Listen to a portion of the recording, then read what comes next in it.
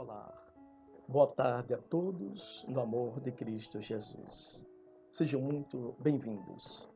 Hoje eu quero, antes de entrarmos no nosso tema de hoje, cujo título é Amar a Deus. Hoje é o título que trabalharemos. Eu quero fazer uma reprise, uma análise do tema que estudamos nesses últimos encontros, blocos.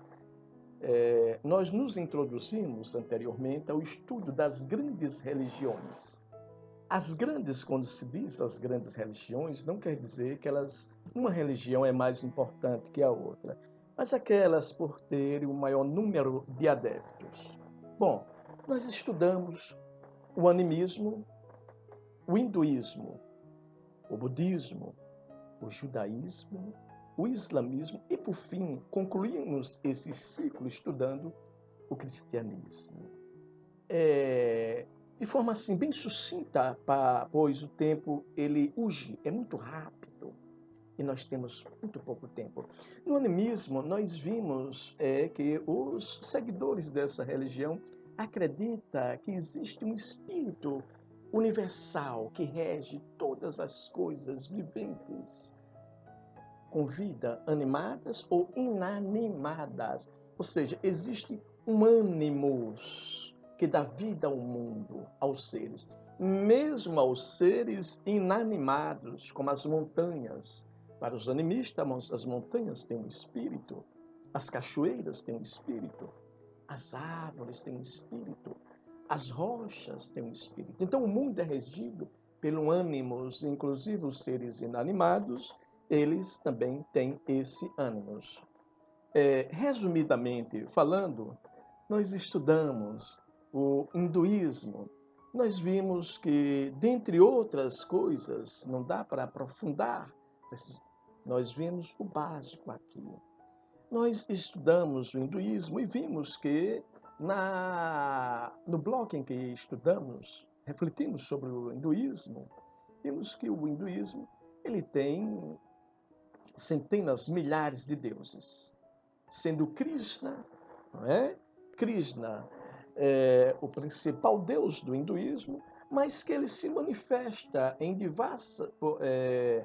por diversas entidades.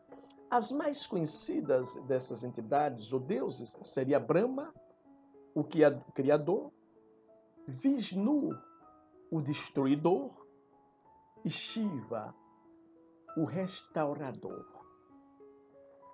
Já no budismo, nós vimos que o budismo, lembrando que são religiões, tanto o budismo como o que falaremos agora, como o hinduísmo, são religiões que surgiram na Índia. Isso não quer dizer que toda pessoa, todo indiano, ele é hindu, ou seja, praticante ou seguidor do hinduísmo. Nem que todo hinduísta, seguidor do hinduísmo, não é o indiano, ou vice-versa. Pois bem, então são centenas de religiões que, na verdade, surgiram na Índia, podemos dizer assim. Nesse contexto, nós poderíamos, inclusive, afirmar aqui que o budismo também surgiu na Índia, não é verdade? O budismo surgiu na Índia, foi fundado pelo príncipe Siddhartha Gautama. Siddhartha Gautama era príncipe e, de uma hora para outra, resolveu largar o castelo. Não dá para aprofundar todo o histórico, que é uma história belíssima do budismo, da origem, da fundação do budismo. Buda, ou Siddhartha Gautama, o príncipe, né, que após a sua convenção recebeu esse nome de Buda, que quer dizer o iluminado ou o despertado, pelo estágio espiritual que ele alcançou, o mais alto estágio espiritual. Há muitas histórias belíssimas sobre Siddhartha Gautama que o tempo não nos permite contar aqui. Nós vimos, estudamos que a flor de lótus é um dos principais símbolos do hinduísmo e que também representa o trono de Buda. Nós estudamos em seguida o judaísmo, que surgiu há mais de 4.500 anos, mais de 4.000 anos atrás, por nada mais, nada menos do que Abraão, o pai da criação. Essa foi a denominação que Deus promoveu a Abraão. Né? Vimos que alguns dos símbolos religiosos dessas religiões, a Arca da Aliança, no caso do judaísmo, os tabernáculos, as pedras das leis, onde Deus escreveu os mandamentos e entregou a Moisés, inclusive esse que nós estudaremos hoje, não como um dos mandamentos, mas como o tema ou a temática, que daqui a pouco daremos início, amar a Deus. Vimos que o candelabro é um dos símbolos também do judaísmo. Nós vimos que o judaísmo tem como local de oração a sinagoga. O budismo, o seu local de oração, eles denominam de pagode, não é? O animismo não tem um local específico, uma estrutura específica de oração.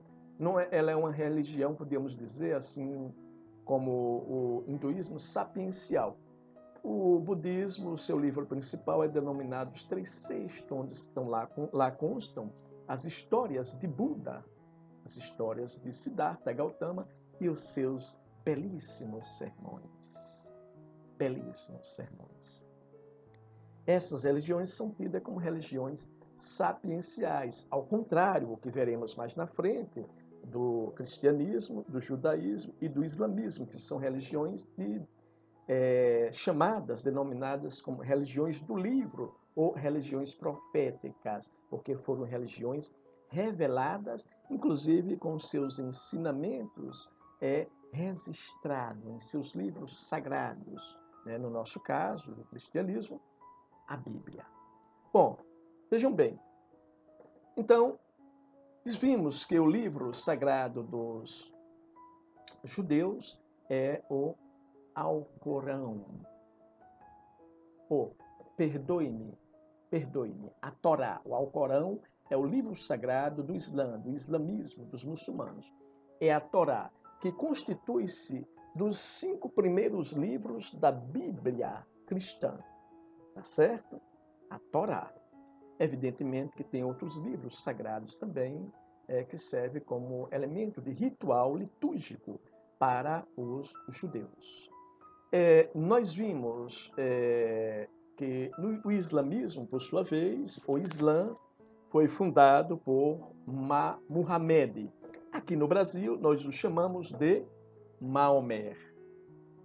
Maomé recebeu, segundo ele, uma mensagem do profeta Gabriel, amanto de Deus. Né? Diz que Alá é como os muçulmanos se referem a Deus, enviou o anjo Gabriel para transmitir todas aquelas maravilhas a Maomé. Por fim, nós vimos, inclusive, é bom lembrar, que um dos símbolos dois símbolos principais do islamismo, um deles é a mão de Fátima. Fátima era uma das filhas do profeta Maomé, que é tido como modelo, exemplo de santidade, de pureza para as mulheres muçulmanas.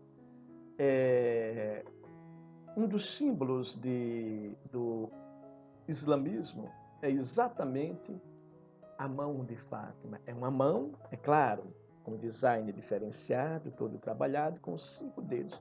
Esses 5 dedos, na verdade, ele representa a mão de Fátima, os 5 pilares, nós aprendemos isso, os 5 pilares do Islã, que seria a fé, ou profissão de fé, a oração, o jejum, a peregrinação e a esmola. Esses são os 5 pilares do islamismo. Um outro símbolo importante do islamismo é a lua crescente com a estrela de 5 pontas aqui adentrando a lua.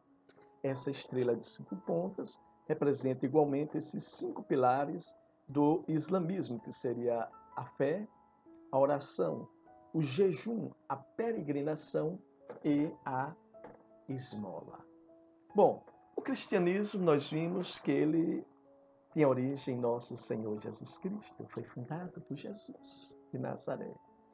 Percebemos que são duas religiões irmãs, o cristianismo e o judaísmo. Pois lembre-se que, de certa forma, o cristianismo ele tem suas origens lá no judaísmo. Tanto é que os seus livros se confundem. O Antigo Testamento da Bíblia católica, da Bíblia evangélica ou protestante, ela, na verdade, constitui livros do judaísmo, não é? Constitui, na verdade, livros do judaísmo. Lembrando aqui, antes de adentrarmos no cristianismo, que no caso do islamismo, mais uma vez relembrando, o livro sagrado do judaísmo é o Alcorão, desculpe, a Torá. O livro sagrado do islamismo é o Alcorão, não é? É o Alcorão, que quer dizer ensinamento. Islã significa total submissão a Deus. O cristianismo, fundado por nosso Senhor Jesus Cristo, quando eu digo que ele tem suas ramificações no judaísmo, é porque Jesus era judeu, Jesus de Nazaré era judeu. E aparece aquele jovem de Nazaré, falando suave, um discurso de respeito, de igualdade, que ninguém pode ser considerado escravo ou inferior ou pior que ninguém. Um discurso de amor chega a nos emociona quando nos lembramos dos ensinamentos de nosso Senhor Jesus Cristo diante de tudo isso que nós estamos vivenciando e presenciando na sociedade brasileira. Inclusive por irmãos que deveriam estar dando testemunho de todos os ensinamentos e sabedorias que Jesus nos ensinou. E muitos desses irmãos estão dando um contra-testemunho. Jesus de Nazaré, que defendeu os pobres, os marginalizados, os doentes, os enfermos, os desprezados pela sociedade. No mundo de Jesus não havia espaço para a discriminação, para o ódio, para a segregação econômica, racial, sexual. Ao contrário do que muitos pregam, Jesus nos ensinou o amor. Ele universalizou o amor. Que bonito. Jesus universalizou o amor. Ele nos ensinou que Deus nos dá o seu Espírito Santo para que nós aprendemos a amarmos uns aos outros. Essa é a principal marca do cristianismo. O amor, mas o amor universal, sem distinção. No mundo de Jesus não havia espaço para acepção de pessoas, independente da cor, da raça, do gênero, do sexo, da condição econômica. Não havia. Quem assim pensar está totalmente na contramão daquilo que Jesus nos ensinou e pregou. Até hoje. Até os dias de hoje. Aqui lembrando, o cristianismo, ele teve suas divisões. O cristianismo, ele dividiu-se em 3 grandes famílias. Os católicos, os evangélicos, os protestantes, mas antes do cisma que separou a igreja, criando o grupo protestante, hoje denominado evangélicos, teve o cisma, ou seja, a divisão que criou a igreja ortodoxa, não é? Ortodoxa. Aprendemos que, para os católicos, a celebração, os católicos celebram a missa. Vimos também nesse estudo dessas grandes religiões que os nossos irmãos protestantes ou evangélicos celebram o culto. Os nossos irmãos ortodoxos celebram a divina liturgia.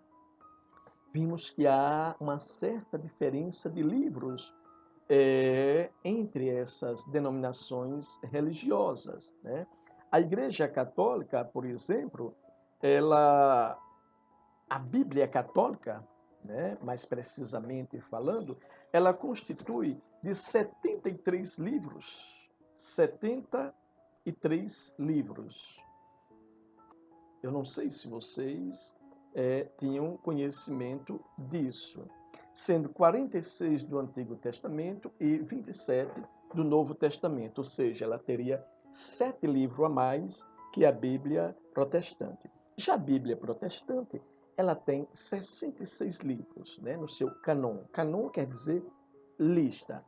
Já a Bíblia ortodoxa, ela tem 12 livros a mais que a Bíblia católica, são 78 livros. Bom, então, se pararmos para analisar todas essas religiões,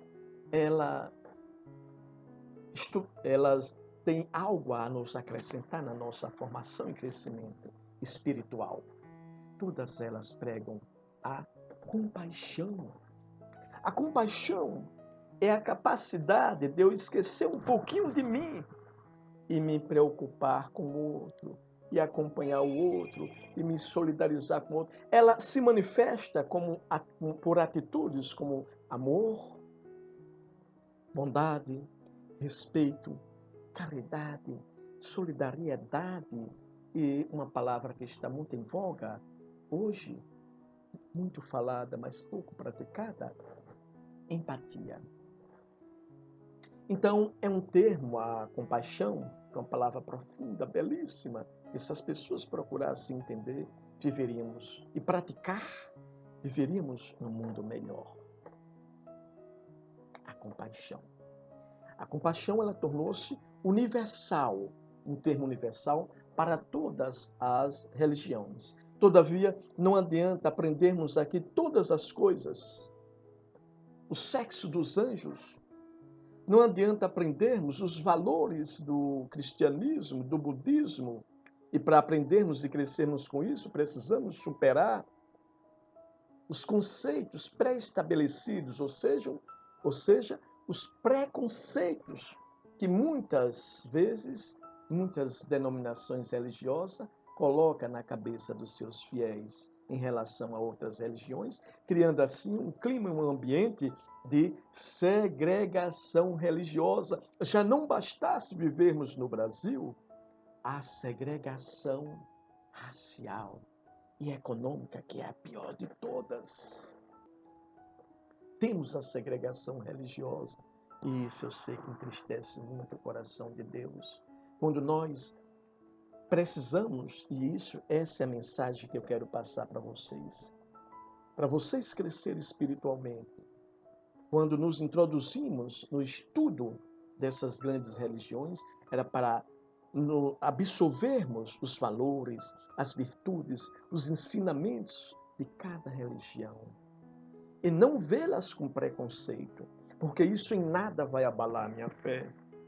Siddhartha Gautama Buda tem muito a acrescentar na minha fé, com seu exemplo e testemunho de vida.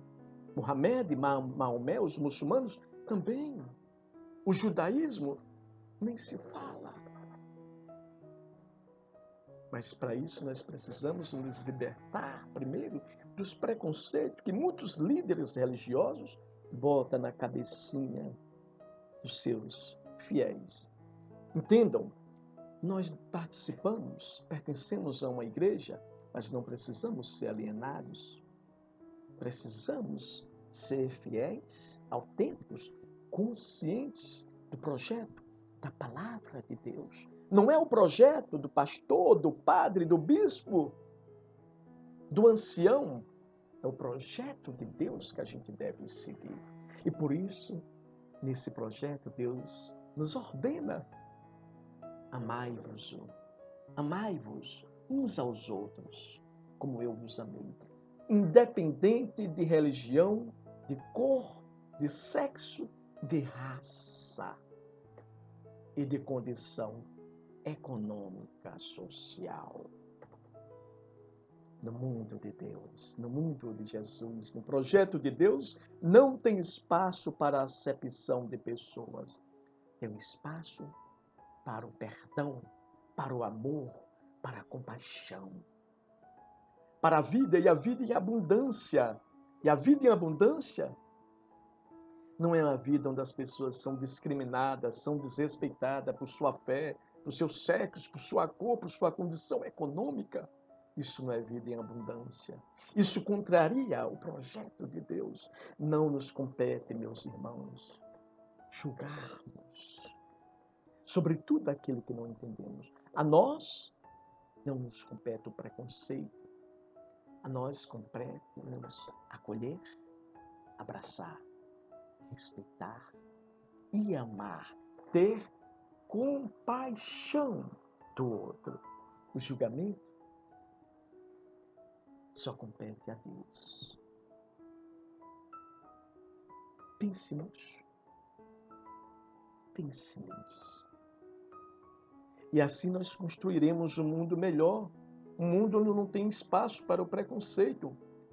Um mundo plurálico, onde todos, nas suas diferenças, possam conviver de forma harmônica e pacífica.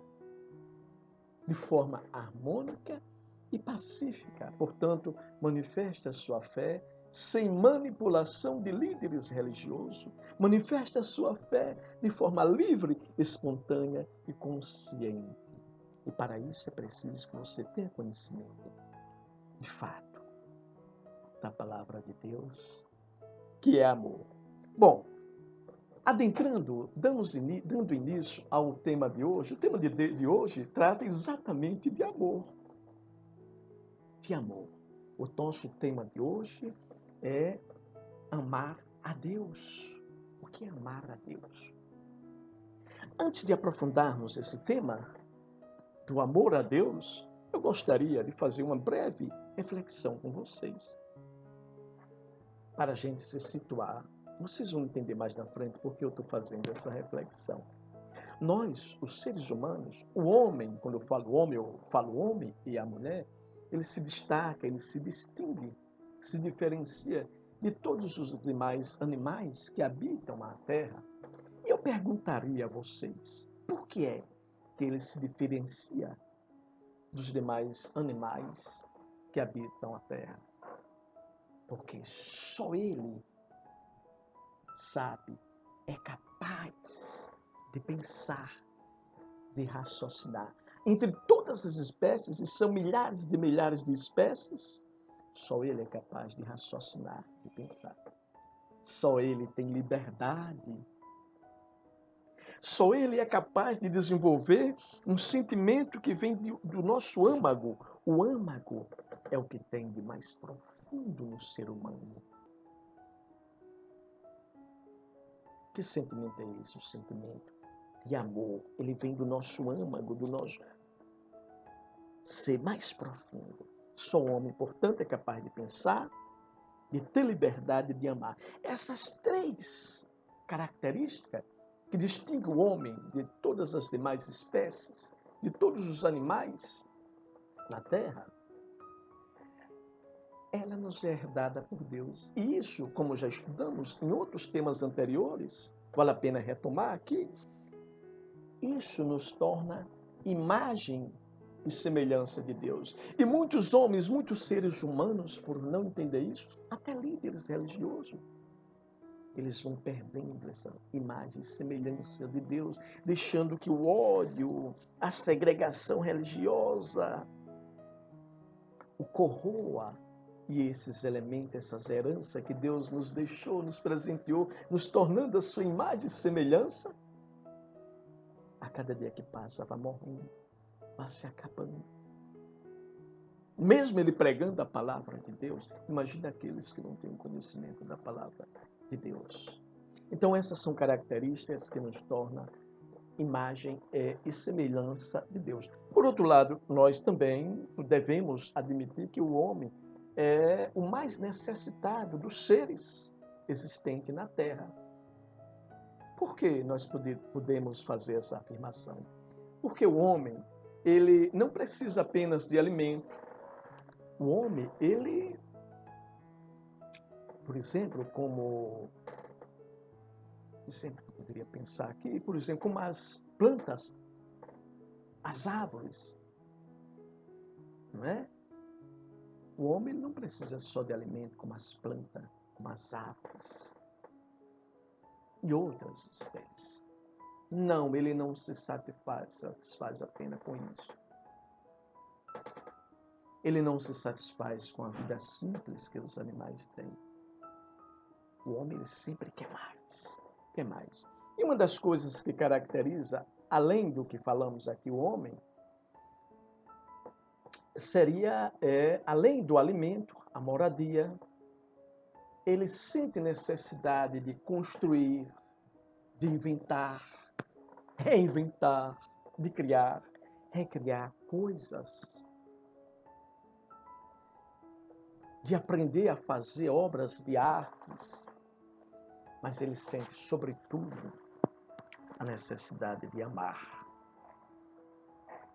e de ser igualmente amado. Eu dizia aqui, quando nós falávamos sobre a importância do autoconhecimento, bem como da importância das relações pessoais e intrapessoais, que para sermos felizes, nós precisamos ser aceitos pelos nossos grupos, e nesses grupos, sejam ele familiar, seja ele com os colegas da escola, os amigos da rua, meu professor, minha professora, minha diretora, nós necessitamos ser aceitos e ser amados por esse grupo. Então precisamos amar e ser amados.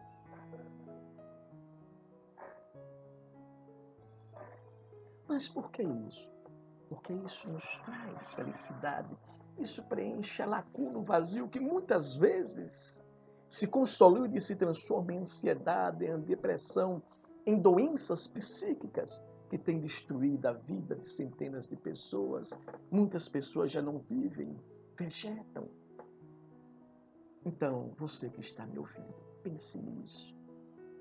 Antes de tornar a vida de uma pessoa infeliz, amarga, triste, pense em acolher essa pessoa, em amar. Semeie o amor, não semeie o ódio. Semeie o amor, não semeie o ódio. Pense nisso. Pois é esse o maior ensinamento que o nosso grande mestre, nosso Senhor Jesus Cristo, nos ensinou. Bom, dando continuidade, então, ao falarmos de amor, todo mundo, é impossível falar de amor e não falarmos de felicidade. Todos, sem exceção de ninguém. Todo ser humano, ele procura ser feliz. Você já ouviu dizer alguém, já ouviu falar em alguém que quer ser infeliz? Não existe. Todo ser humano, ele quer ser feliz. Por isso, e é exatamente por essa razão que, em algumas circunstâncias na vida, circunstâncias especiais, quando alguém é batizado, quando alguém nasce, quando alguém se casa, quando alguém completa aniversário, qual é a primeira palavra que a gente diz? Que Deus te faça muito feliz, felicidade. Olha, que Deus abençoe seu casamento e lhe preencham de bênçãos de felicidade, felicidade. Olha, que no seu aniversário todos os seus sonhos sejam realizados, que você seja muito feliz. Felicidade, mais uma vez. Ah, que essa criança que está nascendo seja abençoada por Deus. E que Deus lhe permita ser uma criança realizada e feliz. Então, todos buscam a felicidade. Bom, todavia, não podemos esquecer que o grande problema, o desejo da felicidade, é algo que está dentro, está latente dentro de todos os seres humanos. Disso não tenho dúvida. Ela faz parte da nossa natureza. A busca, o desejo de ser feliz. Esse sentimento de ser feliz. Eu poderia dizer que da mesma forma que sentimos a necessidade de nos alimentarmos, de beber água, de dormirmos. Dormir ele é tão importante quanto se alimentar, tomar água. Essas necessidades, elas não são diferentes da necessidade de ser feliz. Vejam quão profundo, o quão é importante é a felicidade na vida do ser humano. Portanto, a busca da felicidade, ela sempre faz e sempre fará parte da natureza humana. Sempre. Todos nós queremos ser felizes. Todavia, há uma pergunta que não quer calar. Mas onde encontrá-la?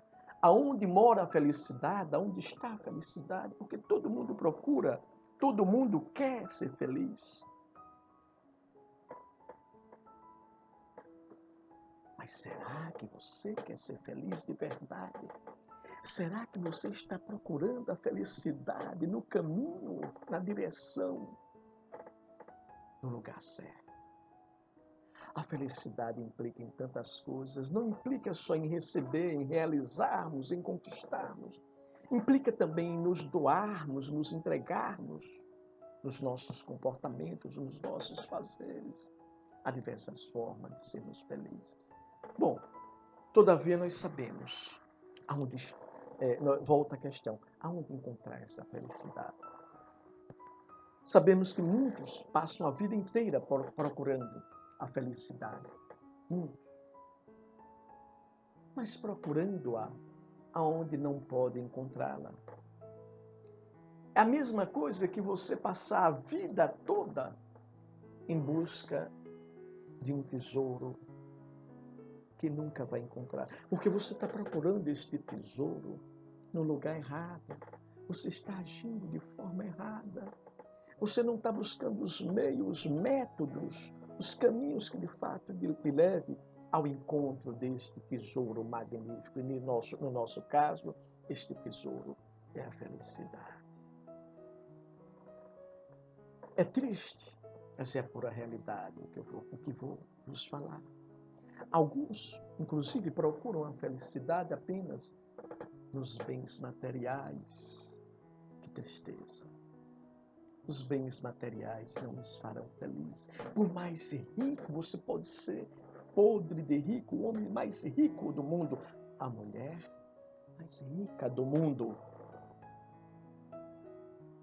Outros procuram nos mais diversos prazeres da vida.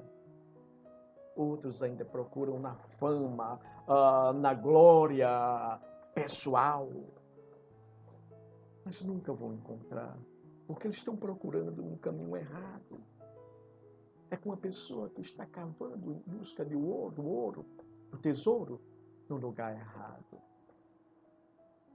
Mas o que nos alegra, e aí eu quero compartilhar essa alegria, esse sentimento com vocês, existem aqueles que buscam corretamente o caminho da felicidade, que busca a felicidade de forma correta. E que forma é essa? Jesus já nos ensinou isso há mais de 2000 anos atrás. A busca da felicidade está na busca do exercício do amor. O amor a Deus, o amor a si mesmo, o amor ao próximo. O amor ao próximo é o exercício do amor que nos levará à felicidade, às nossas realizações. Não é a fama, não é o dinheiro, não é a glória pessoal, não é a arrogância, não é nos acharmos melhor que o outro. Não, não, não, não, não. É o exercício do amor.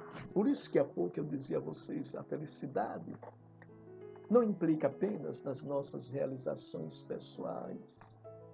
das nossas realizações, das nossas conquistas pessoais, implica na nossa capacidade de amar, de nos doarmos, de sermos solidários, de sermos sensíveis aos outros, de sermos caridosos, de sermos empáticos aos outros, ao sofrimento, à dor do outro, de nos colocarmos no lugar do outro. O exercício do amor é o que nos traz a felicidade.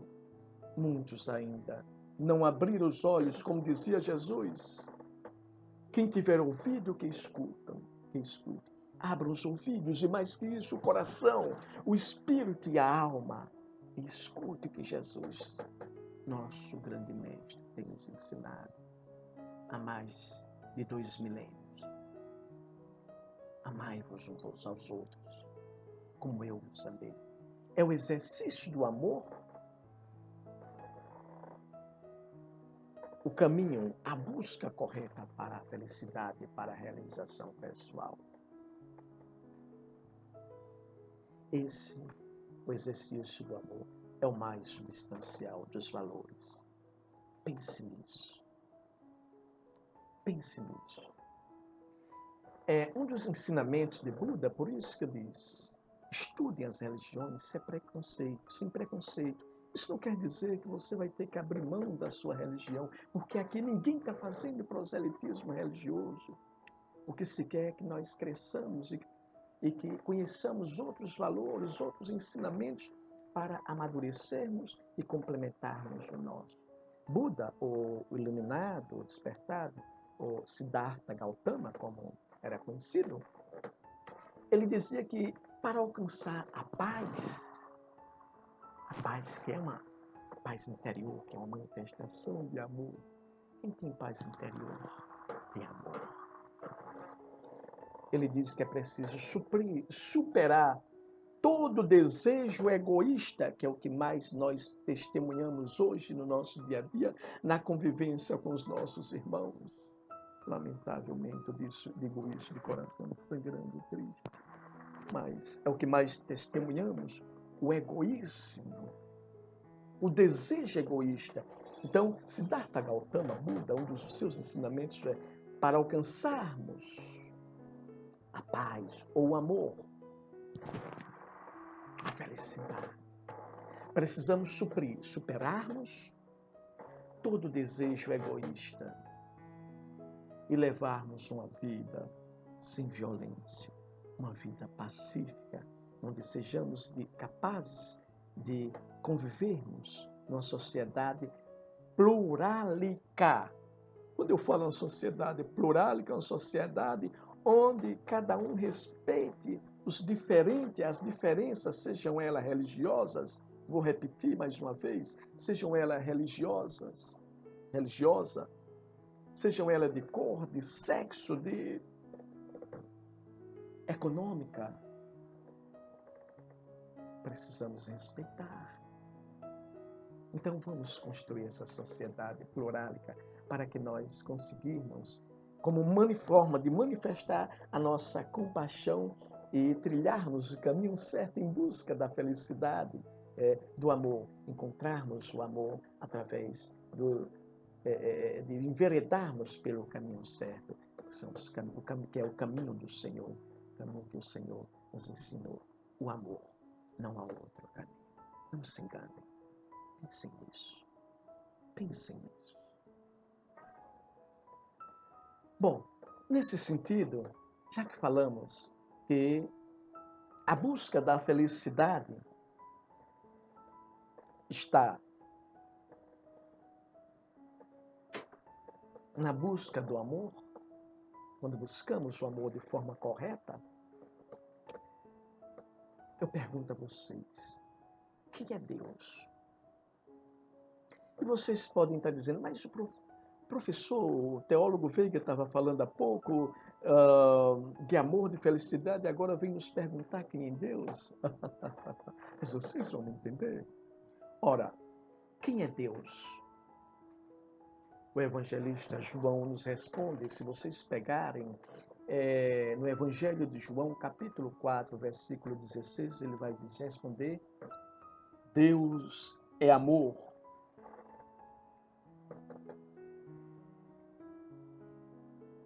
Há um hino, quando eu era criança, e depois, quando eu fui catequista, eu cantava com os adolescentes e crianças, que dizia mais ou menos assim: buscai primeiro o reino de Deus e a sua justiça, e tudo mais vos será acrescentado.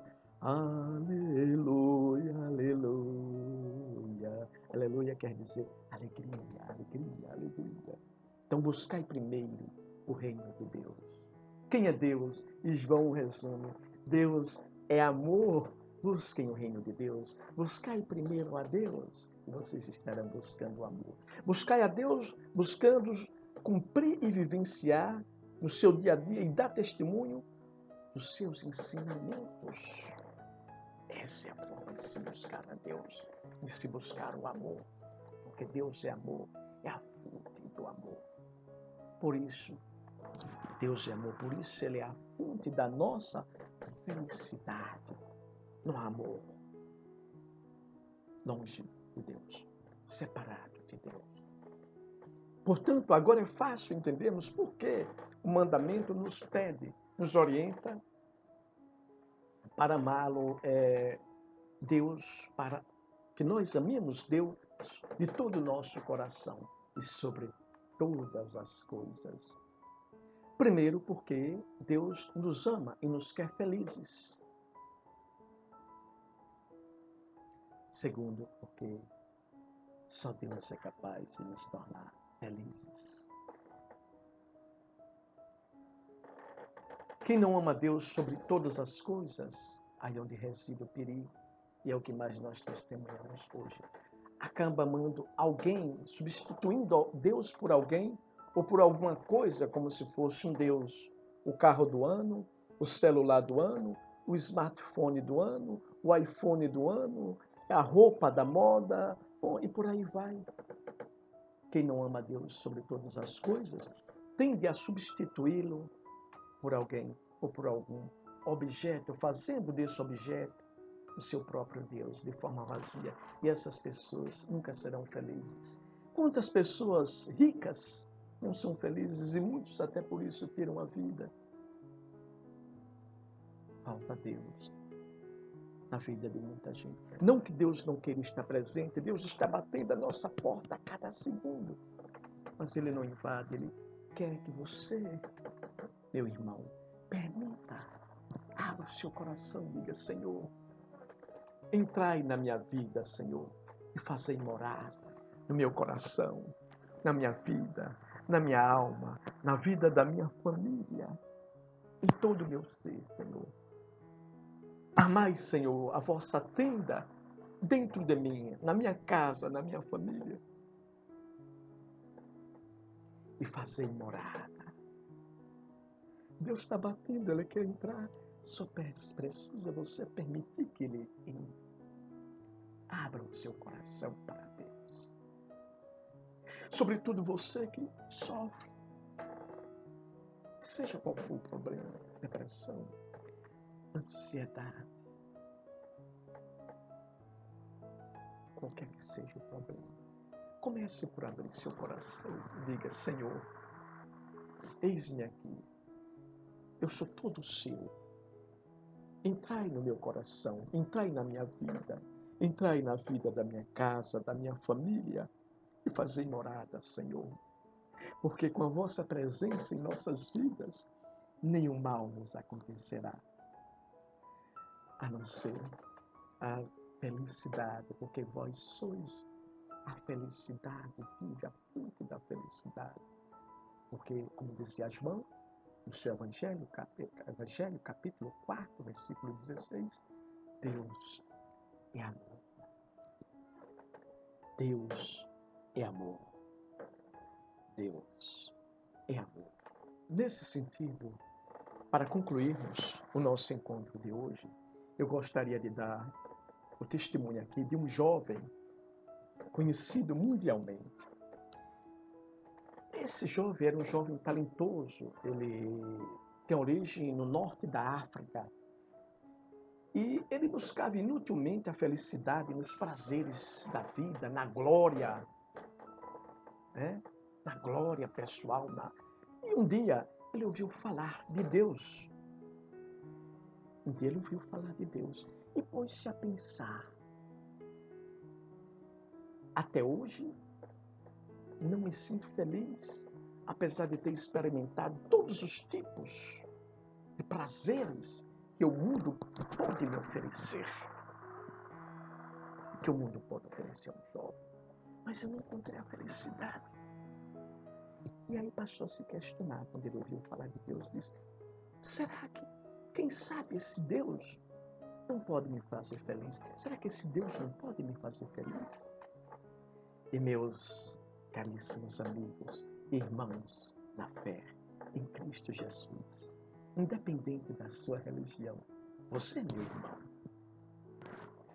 Aquele jovem acabou ficando na história, ele abraçou, abriu o coração e disse, Senhor, fazei morada no meu seio, na minha alma, na minha vida.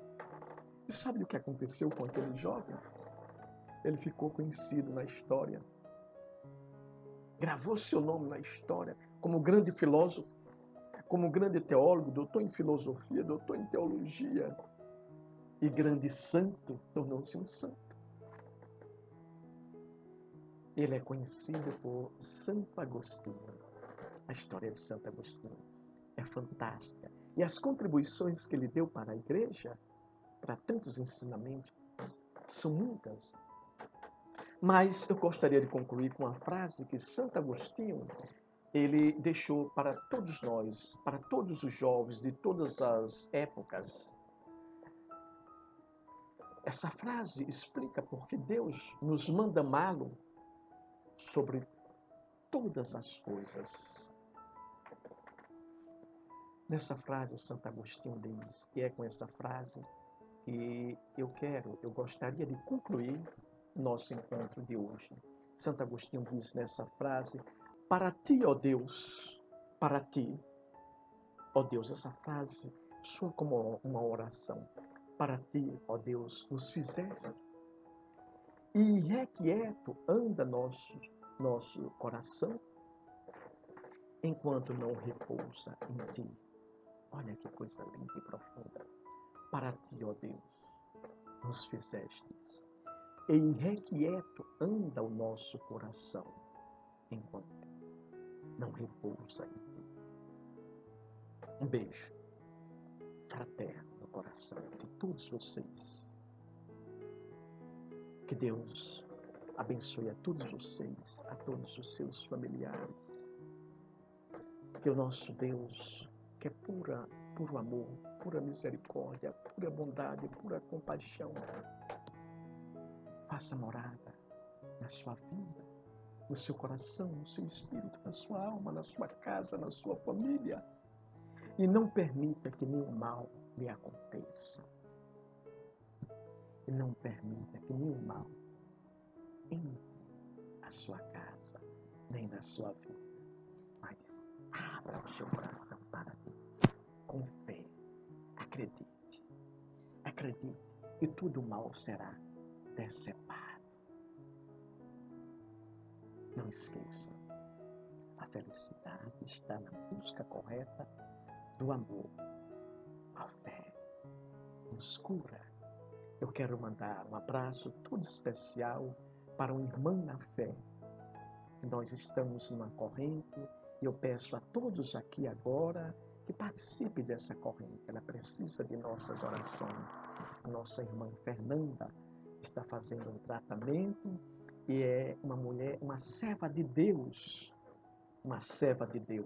que precisa das nossas orações. Eu peço a todos vocês que nas orações de vocês não esqueçam de Fernanda, porque Deus escuta as nossas orações. E Fernanda é nossa irmã na fé em Cristo Jesus, além de ser uma serva.